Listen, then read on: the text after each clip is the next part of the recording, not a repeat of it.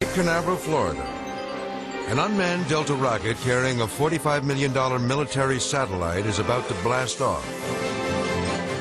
9, 8, 7, 6, 5, 4, 3, 2, 1, 0. We have ignition and liftoff from Cape Canaveral Air Station of the Air Force Delta II launch vehicle carrying the new GPS-2R satellite.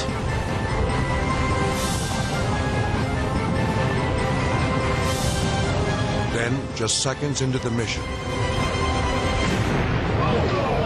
an explosion rocks the Cape. We just had an anomaly of the Delta II launch vehicle from Cape Canaveral Air Station. We need to secure the area. More than 250 tons of flaming debris and rocket fuel rain down from the sky.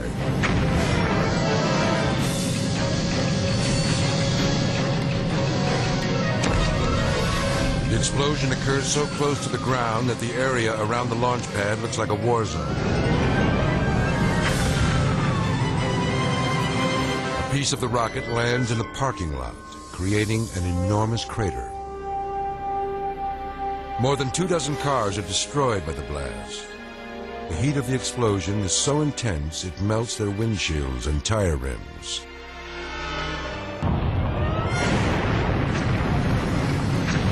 Amazingly, no one is injured.